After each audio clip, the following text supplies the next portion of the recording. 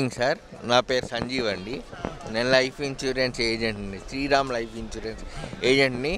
మనం ఉండేది గుంటూరులో లక్ష్మీపురం ప్యాంటలూన్స్ వెనకాల. మాకు వచ్చి అటువైపు రోడ్లన్నీ సరిగ్గా లేవు. ఇన్నర్ రింగ్ రోడ్ ఇన్సైడ్ మా ఇంటి ముందు రోడ్డు అంతా సరిగ్గా లేదు సార్. ఆ ఇంటికి మా ఇంటి రోడ్డుకి అటుపక్క ప్యారలల్ రోడ్డు ఏమో సీనియర్ మోస్ట్ శ్రీ రాయపాటి సాంబశివరావు గారు వాళ్ళ రోడ్డే అండి. మరి మా రోడ్లో చూసుకుంటే అసలు రోడ్డే బాగాలేదు. ఆ రోడ్డు చివరికి వెళ్తే అభ్యుదయ మహిళా college.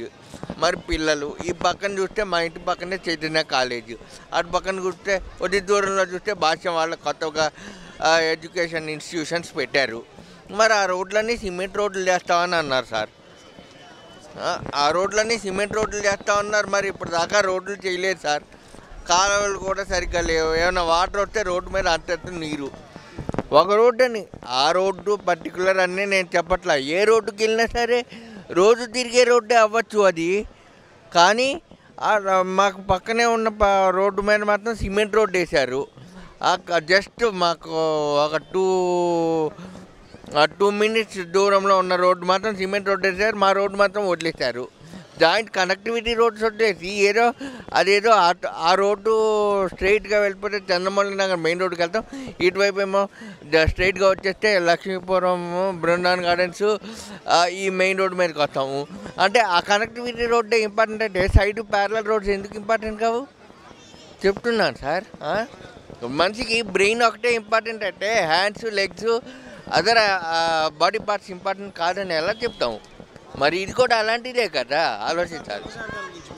So okay, very nice. Pemmasani Chandrasekhar sir అని ఆయన గురించి ఫస్ట్ టైం వింటున్నాము.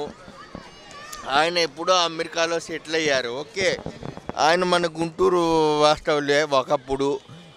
ఇటువైపు నుంచి వచ్చి ఎక్కడో అక్కడ సెటిల్ అయిన మనిషి. దాదాపుగా చాలామంది అమెరికాలో సెటిల్ అయిన వాళ్ళు ఇక్కడికి వచ్చి మళ్ళీ ఈ టైంలో ఇలా కష్టపడతాం అనేది చాలా అరుదు. అలాంటి మంచి అవకాశం భగవంతుడు ఆయన రూపాన మనకి ఆ బాబా గారు కలిగించారని నా అభిప్రాయం. అందుకని వారిని గెలిపించుకోవటం అంటే మన భవిష్యత్తుని మనం కాపాడుకోవటం, మన పిల్లల భవిష్యత్తు కోసం ఆయన గెలిపించుకోవాలని నా ఉద్దేశం.